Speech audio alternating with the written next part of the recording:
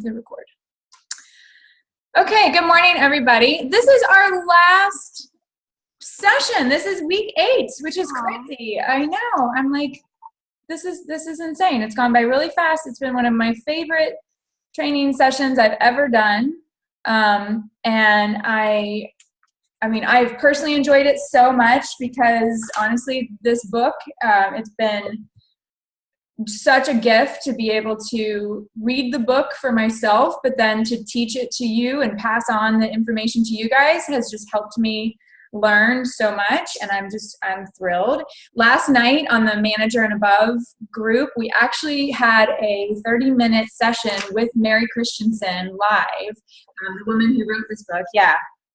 She was a doll, and I want to go back and rewatch it because she just threw out all kinds of nuggets and great things and things from the book that she has a really cool accent. So to hear her, I think she's Australian. So to hear her deliver some of the things, it changed everything for me. I was like, I like it even better now that, I think it's helpful in this business to have an accent. I was thinking last night I might just start using an accent because I feel like it makes it easier for people to hear things like, would you like to you're like, oh, would you like to host a party with me? And they're like, of course, you're adorable. But no, she was amazing. It was such a gift that the founders organized that for us, and hoping that we will be hearing more from Mary Christensen because she's just a pro and she's so sweet and kind in her delivery and approach. Like the book doesn't even do her justice in terms of her personality. So I love it even more, and just really excited to finish out this 8 weeks and then encourage you to check out this book. If you're a manager above, you have been reading this or you're part of the book club. It's Be a Direct Selling Superstar. She also has a book called Be a Recruiting Superstar, and then she has Be a Party Plan Superstar. Yeah. Which I'm going to get both of those and be reading those as well. And I kind of just want to be her best friend. So I'm hoping that I can be friends with Mary and that she'll talk to me because she was amazing. But I am so thankful that the founders arranged that. And I hope it's the first of many sessions that we'll be having with her because 99% of what I've given you in these last 7 weeks and today have been directly from her book, just sort of filtered through my own mind and given a little Trades of Hope spin. But honestly, it is such good practical information. So this week we're going to be talking about teams. So last week, we were talking about walking the talk and kind of leading from the front, and it was a little bit of tough love last week, but that idea that you would never want to ask your team, whether it's a team of 1 or a team of 1,000, you would never want to ask your team to do something that you are either not willing to do, willing to try, or actually doing yourself. So, I think it's great as a leader to learn with your team, to have a great idea that maybe you haven't put into practice and share it and say, let's try this together and share our results. I sometimes, as a leader, have done something that I thought sounded like a good idea because I wanted to experience it first and then shared it with the team and said, I did this. This is what happened. Would love for you guys to try it. Things like, the booking thing with the bag, an all or nothing booking blitz at a party and, things like that where I want to be able to try it first before I suggest it. But always walking the talk, always, if you want people to be a part of $1,000 club, you be a part of the $1,000 club. If you want your team to sponsor, you have to sponsor. Leading from the front, leading by example, and leading by influence, because that's the only way we can lead in direct sales is through influence and inspiration. We are not each other's. Nobody is each other's boss. We are all grown women. We all have everything at our disposal to be successful at this business. That's the beauty of direct sales. Anybody can do it. Literally anyone with any kind of skills can do this. It's a diverse business in terms of personality and strengths. And so you just want to lead by being a good example of the business and showing always that the business works if you do. And it does take work. It's not about, this isn't like magical. The things happen because people work hard. And that's an important thing to establish as well as a leader. So when you start to have a team, and you start to have a team when you have one person that you sponsor, you have a team. And something that I really want to get across today is that as soon as you start sponsoring, as soon as you have that team, you can start running with that and leading that team. It's an interesting thing because I almost had an advantage when I first started because Trades of Hope was so small. There wasn't really, I didn't have a relationship with the director that was my upline director. She certainly didn't have a Facebook page. We weren't having team meetings. There was literally nothing in place in terms of team. And so I just sort of started with a very small group of women. I think I had 10 people when I really started to treat it like I had a team. And I was doing a lot of, just running with it. I wasn't asking permission to do anything. If anything, I was asking forgiveness, but even that, I was just doing what I felt needed to be done, leading the team in the way that I would want to be led, and there wasn't anybody telling me anything different. Now, flash forward to today, we have much more structure in our team. We obviously have the Great Love Nation. We have the different smaller teams within that. We have managers with pages, directors with pages. Team meetings have taken on a whole different form because it's not just me doing the meetings. There's 10 other directors or 10 other leaders that are wanting and doing meetings themselves. So in a way, that's a good thing. It can also feel like you have to ask for permission more. And I want to release you from that. If I've learned anything in the last year, it's that the more freedom you feel and the more ability you have as a leader to just run and lead, the better off we all are. I don't ever want you to feel limited by the structure that's in place. So now that we have more structure, still at the end of the day, leading your team is so much more important than bringing them along with what the masses are doing. So if you want to run and you want to lead your little team of 3, 4, 5 people, that's what I want you to do. And I'm giving you permission. You don't even have to ask for it, to just run. Indirect sales, it's easy for people to join, right? We talked about it's easy for people to join, also easy for people to walk away. But your job as a leader is to actually make it hard to walk away. So it's easy for them to join, but you want to make it hard for them to leave. And the way that you do that is through relationships.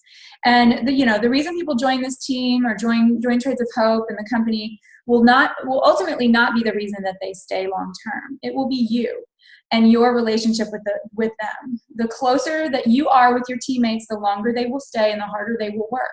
And that is wonderful and a gift when your team is really, really small because you have the time to invest in those relationships and to build that rapport. As you grow and your team grows, you have to be more careful of your time and investing in different ways, but it doesn't mean that you can't make people feel connected to you as their leader and have a relationship with them, even if it's in a kind of a small way. Their attachment to Trades of Hope through the products, maybe they love the jewelry, maybe they love the mission, maybe they love making extra money. Ultimately, they can always find a way to justify walking away if it's based on one of those things. But if they have a great relationship with their sponsor, a great relationship with their leader, it's going to be much harder to walk away. And that's what you actually have some control over as an influential leader. People go where they feel welcome and they stay where they feel engaged and included. Now, I have to pause for a moment and say that most of you are probably 1,000,000 times better at this relationship building than I am. I actually had the hardest time writing this talk today because this is probably where I've struggled most in this business. And I'm just being brutally honest with you about myself and my weaknesses. This is something that I have grown in tremendously, and I'm thankful that I'm where I am today, but it's definitely something that I've struggled with. There's a difference between holding somebody's hand and what was the expression we used to carry is to cripple. Hold on, let me shut this door.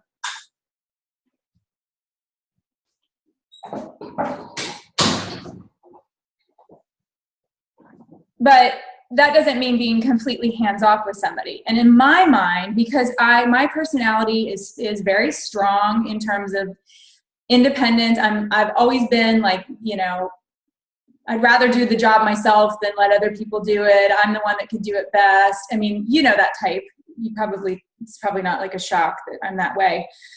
But I've discovered that there's a middle ground to that, and that there's a lot of power in actually letting somebody try and fail, or guiding somebody and supporting somebody and empowering somebody.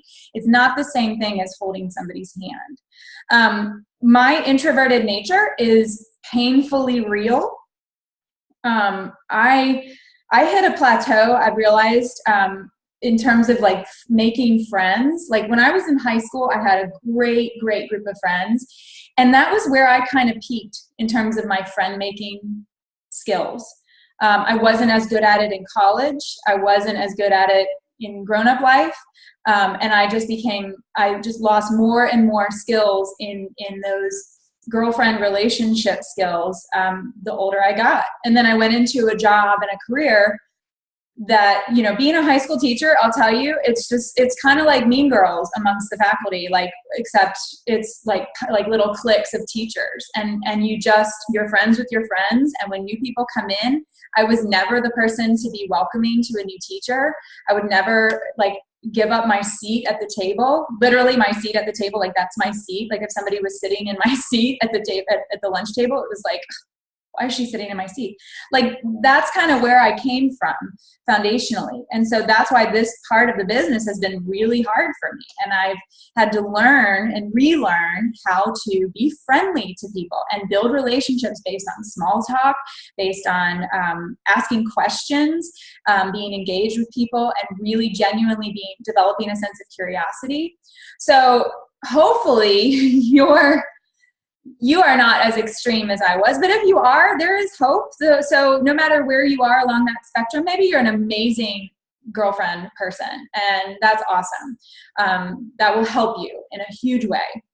There is the other end of the spectrum where you invest too much in the relationship, or everybody becomes your best friend. It's funny, Jill Butler and I always talk about, she's like, kind of can be the opposite side. Like she's like, everybody wants to be my best friend. And I'm like, cause you're so fun and you're so like, everybody, yeah, I can see that. Like, I want to be your best friend.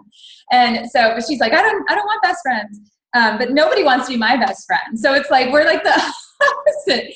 I had a woman tell me one time, I used to do theater, and I was in a show with her daughter.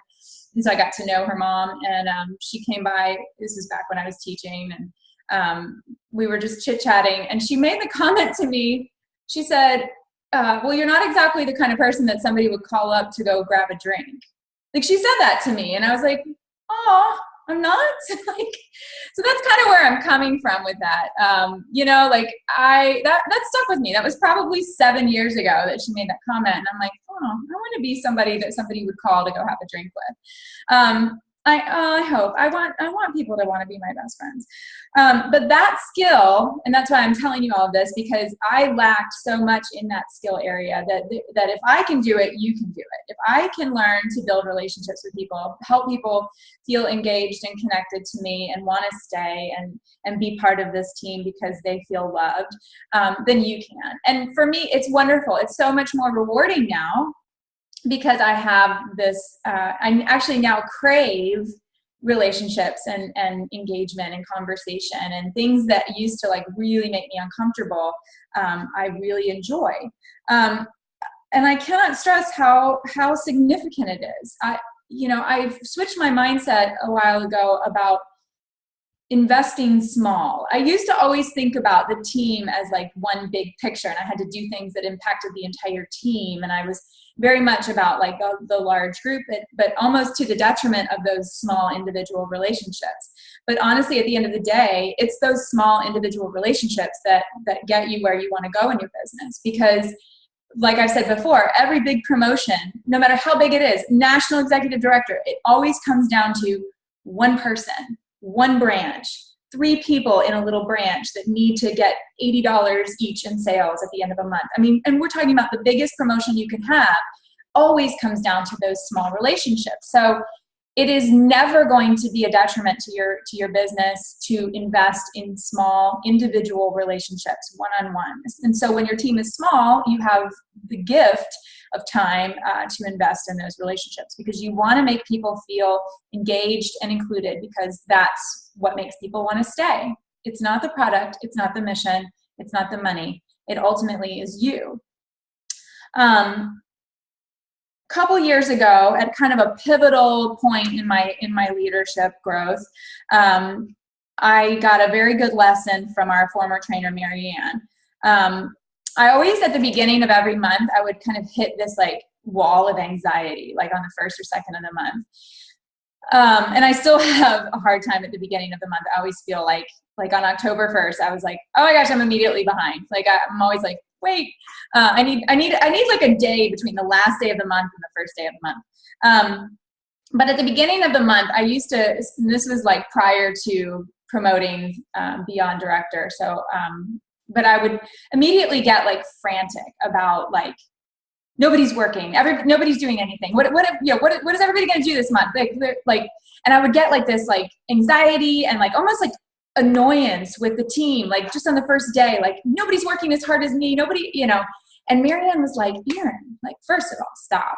And second of all, stop making, it's not about you. Like I would have my goals so focused hard in my head, like running for what I wanted.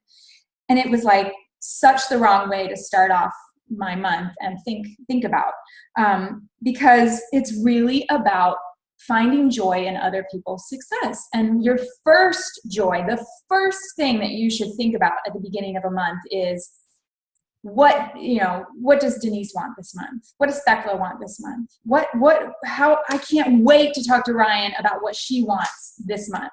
And it has nothing to do with me. And celebrating at the beginning of the month the opportunity to help somebody else achieve what they want and focus on that person really allowed me to take a deep breath, get some perspective back, let go of my anxiety, and then focus on somebody else's goals. And at the end of the day, when that person achieves what they want, then I will ultimately achieve what I want. But it was so much more fun and so much more rewarding to do it for them. The servitude of our business runs through every single thing that we do, everything that we do. And there is so much more joy and blessing and gift and gratitude and love that comes out of that when you're serving your customers, serving your hostess, serving your teammates as a leader. And it is wonderful and it's addictive. And I'm definitely to the point where I enjoy that so much more than thinking about myself. Like, and I described it before. It's almost like you as a leader start to kind of disappear in a way, and you don't really, but you sort of disappear in your own mind, and other people appear and resonate with you and shine, and it's so much more fun. So again, like I don't know where you start the beginning of the month. Maybe you started in a place of anxiety like I used to. But finding that joy in other people's success and making that your mantra for the month is so incredibly rewarding. You become addicted to inspiring, influencing, and ultimately celebrating your team. It is the most fun thing you get to do as a reward or as a leader is celebrate other people. So that kind of leads into building team spirit and identity with your team. And I think that doing this from a very, very early on point is extremely powerful, only because that's what I did. Small things, great love became my personal business mantra about 3 days into my business. And so it just seemed like a natural fit for my team. So that became my team name. I gave myself a team name long before I had, for the Great Love Nation was even a glimmer in my eye. It was just 10 women, and we just ran with it because I wanted to start building an identity as a team. I'm looking at Jenna. Yes, that's awesome, Jenna. So some things that you can do with again, start now. If your team has 3 people on it, you have a team, and you can start building team spirit and identity right now. Start each month or each quarter, or even week, however you want to do it, with some goal sharing. And remember to frame goals, and Mary Christensen talked about this again last night, that your goal has to be something that makes your heart beat faster and brings tears to your eyes or makes the hair stand up on your arms or whatever. But share those goals together as a team. Again, even if it's only 3 or 4 people. But try to engage with their desires as their leader, but also with one another, and building that team spirit and sense of encouragement for one another. Speaking goals out loud is incredibly powerful. So just having your teammates say what they want is going to help it come true. And then they're going to be accountable to one another and lifting each other up and cheering for each other. It's incredibly powerful. I would suggest trying to Zoom with your team, either weekly or monthly. You can have a team meeting that piggybacks on the team meeting that I hold or that your director holds, either on the same night. You can be watching on Facebook and Zooming with your team, or you can hop on the Zoom immediately after the team meeting is finished and Zoom with your team to talk about what did you learn, what were your takeaways. But use the team meetings that are already in place to piggyback your own team meetings. Zoom is wonderful. Zoom is free for 40 minutes. You can do a 40-minute meeting. And if you get bumped off after 40 minutes, you just hop back on for another 40 minutes. So sign up for a Zoom account and get on with your team. Zoom is an extremely powerful way to have a team meeting with people all over the country. If you have a team page, which I know many of you do, or you're thinking about it, try to have a posting schedule. And I've never been very good at this, so don't beat yourself up if you don't. But make sure, especially when your page is small, that you're tagging all the members, just like I do on the leadership page, because I want to make sure everybody sees it. And try to, with every post that you put up, have a call to action. Like, are you in? Are you coming? What do you think? Something at the end of the post that encourages them to comment and engage. That's how you start to build rapport on a team page, is you put up posts that have some kind of call to action to them. Something that's huge with a team is to always have something that you're looking forward to together. A new season, a new month, a new item, a retreat, the retreat. Make it a team thing that you're all going to retreat together. Some kind of incentive. Having a common future exciting thing is so important for building team spirit. And honestly, if you guys are super excited about leadership retreat or about even Inspire next summer, and you're talking about it and you're sharing about it, somebody who might be on the fence about quitting before then might be like, well, but I don't want to miss out on Inspire. So there's a method to that madness of having that future thing that you're excited about or looking forward to together. You want to always try to keep anticipation levels high. People want to be excited about something and anticipating something. You want to look for opportunities with your team to include as many of them as possible. So here's some fun little ideas, and after these ideas, then I want to open it up to some discussion. So for example, if you don't have a team name yet, you could have a contest to come up with one. So even if it's just the 4 or 5 of you or whatever, have a contest to come up with a team name. How fun would that be? No, Danielle, there's not. She said, is there a place to know all the team names so you don't duplicate? No, if you can always ask me, and I'll try to find out. I know, like, the ones of the current, for the most part, the current directors. But I know some of you have kind of latched on to team names before you became a director. And that is kind of the rite of passage. Once you become a director, then you officially take on that team name. But you can still have a team identity that's attached to a name and a concept before you become a director. I don't think there's anything wrong with that. So have a contest to figure out your team name. I think you learn a lot about people too when you do stuff like that.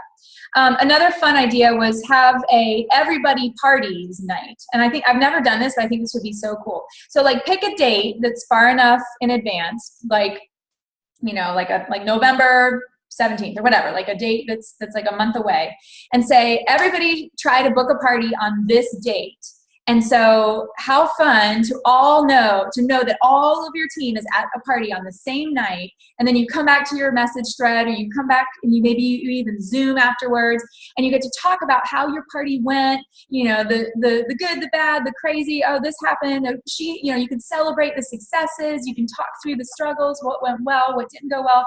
And it's I think it would be such a fun, energetic thing to do.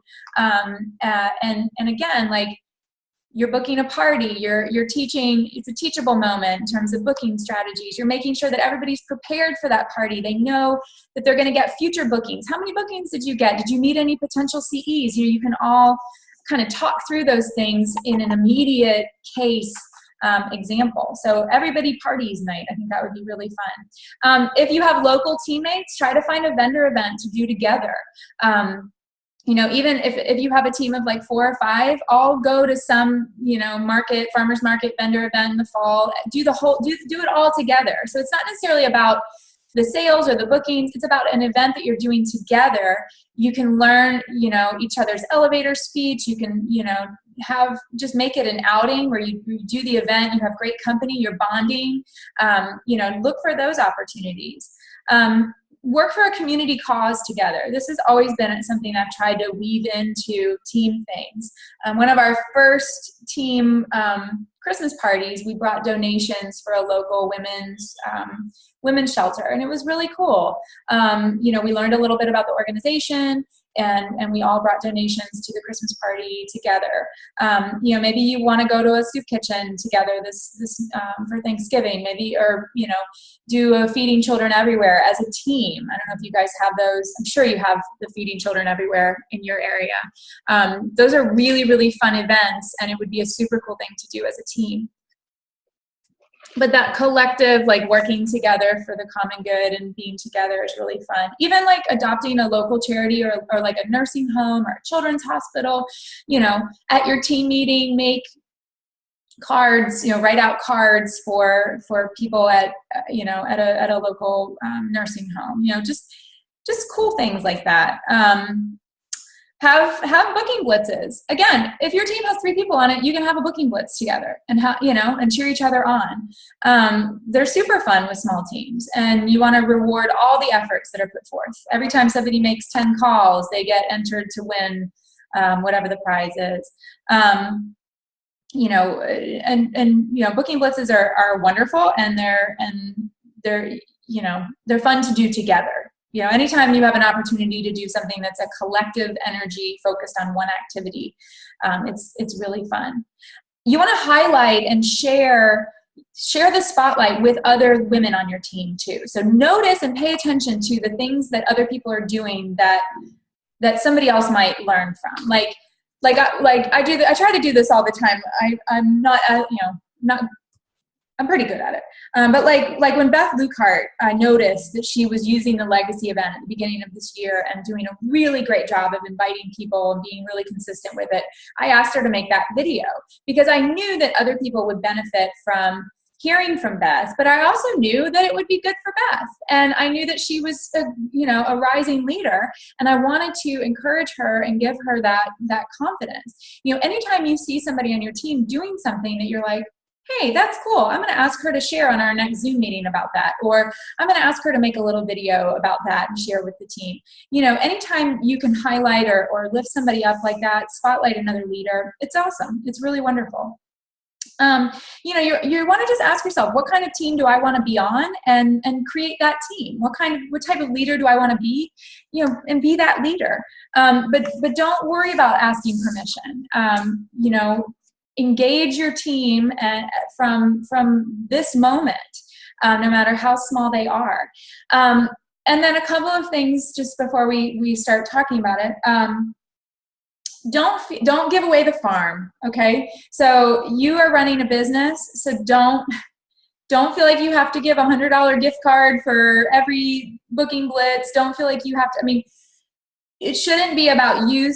Being a leader is not about you spending money, okay? You are in this business to make money. And so as a leader, you want to be strategic with the incentives that you do. You want to piggyback on what the home office is doing, or what I'm doing. Don't feel like you have to, you have to give away everything. Make it make sense for your business. And if you feel uncomfortable about the amount of money you're spending on an incentive, then it's probably not the right incentive to do. So don't feel like you have to do that. It's more inspiring to do something as a group, to organize that everybody parties night, or to organize the Zoom meetings, to bring people together, than it is to give away prizes. I've almost gotten us into a prize dependency a little bit. When I first started, I was very cautious about offering incentives and prizes for things, because it was like people should just want to work because of what we're doing, and because working means they're making money. But I also like giving prizes too, so it's kind of fun. But I'm always very careful. I give away things that I already have, or I do something. I don't know. Even though it looks like I give a lot away, I really don't. And I'm really, really cautious. And so I would certainly expect you to do that yourself as a leader. Okay. So I want to kind of open it up a little bit. And if anyone has other ideas for things that you can do for your team, or anything that jumped out at you as we were talking about, ideas for building team spirit, or other things that you've tried or that you want to try, that you want to bounce off the group, just raise your hand and I will call on you. Of course, I can't see a lot of people. You've got your videos off, so return your video back on unless you're naked. Raise your hand if you wanna jump in. I can unmute you.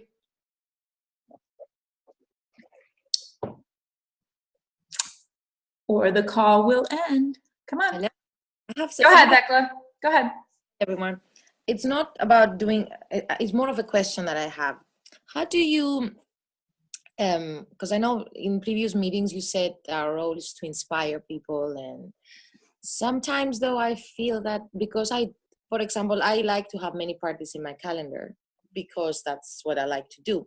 Mm-hmm. But sometimes that might intimidate people, that they're not good enough in booking as many parties. And I always say, it's not about my journey, it's your journey, what you want and all that. But sometimes I feel, how do you come over that? And also, how do you inspire people that don't want to build teams, for example, or they want to do just one a month, for example, mm-hmm. but you know that 2 is what sustains the artisans or does grow. So how do you overcome that difficulty? Okay, so a couple of things. Intimidating people is like a blessing and a curse. Like you are a beautiful, exotic, inspiring, amazing woman, and but I've walked that road before, where it's like, oh, Erin can do it. And it's like, but you can too.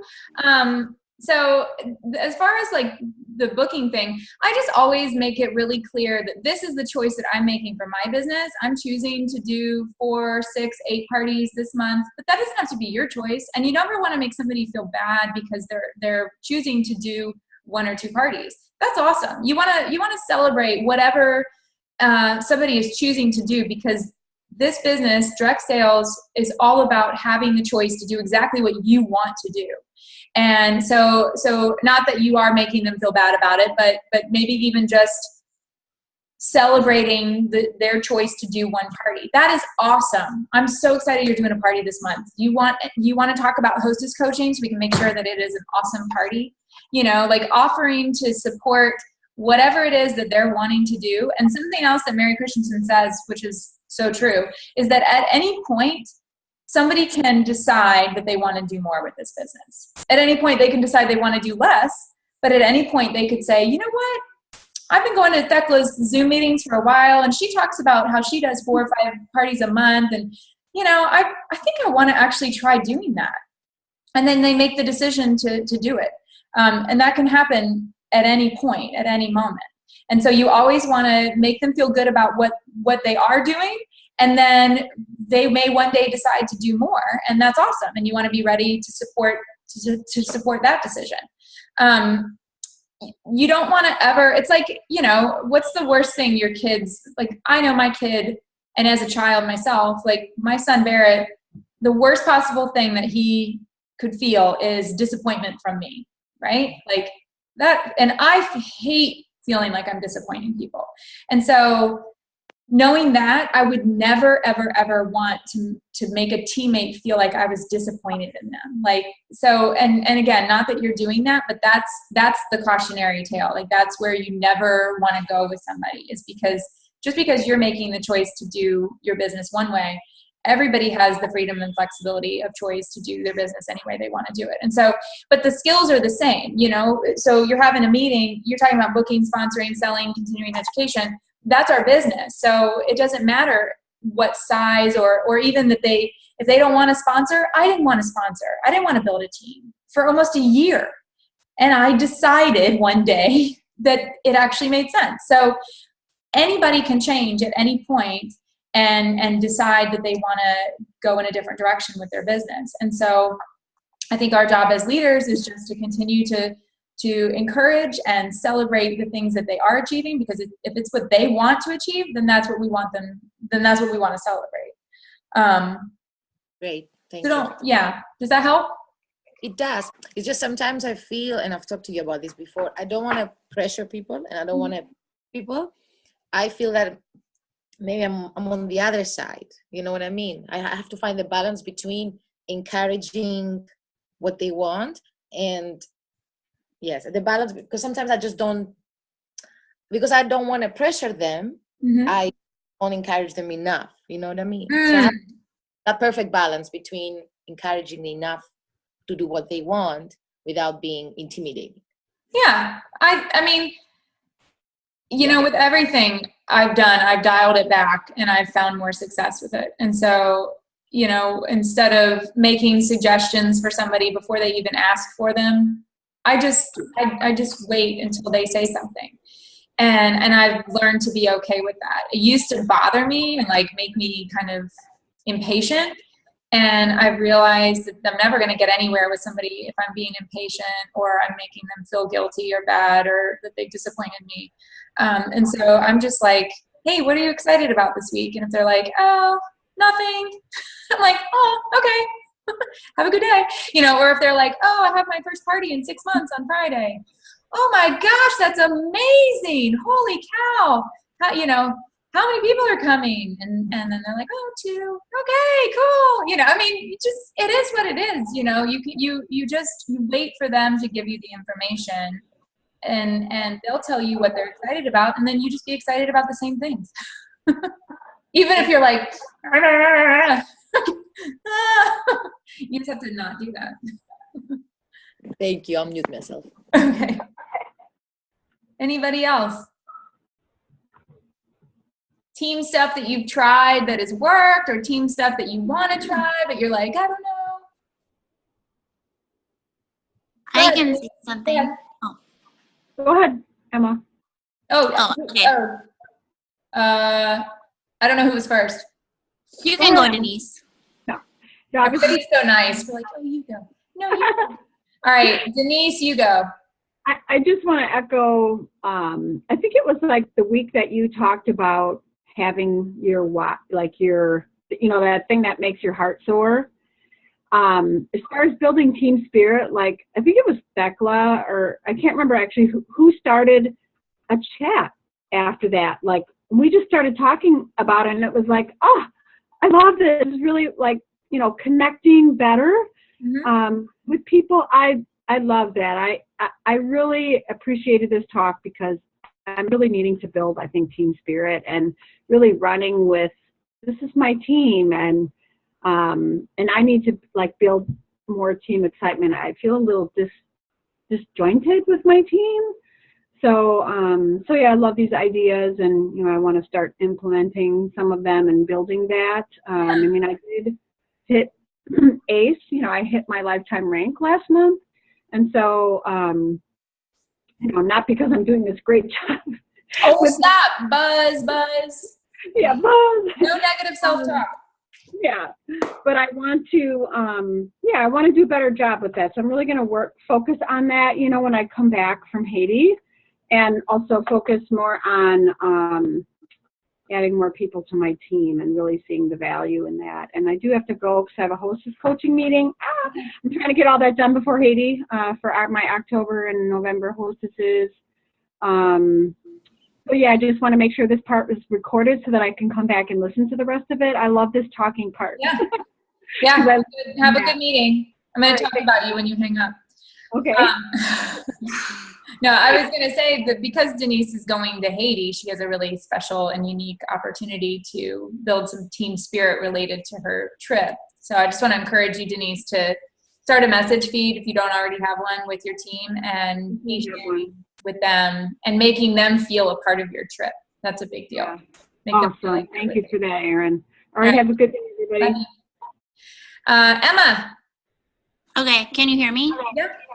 Okay, so we've been with Jenny's team, we've a few of us have been experimenting with the team up calendars where you create an online calendar and then ask everybody on your team to put their parties on the calendar. And so last month I did a contest with my team, like who has the most parties, and I gave away something. But I realized right away as soon as I did this that the shining stars are the shining stars and they're going to be the winner. And that's not really very encouraging for the other girls. Mm-hmm. So I figured out that the more exciting and more cheerleader thing to do is just to be let's shoot for 20 parties. Yes. And that was so exciting because then every single person felt responsible and felt like they could contribute. You're so wise. That's such a good revelation. Is the more people you can have succeed in an incentive, the better. And I did a thing like that years ago where I found a thing online that said every day is a party. And so I think it was in the month of April.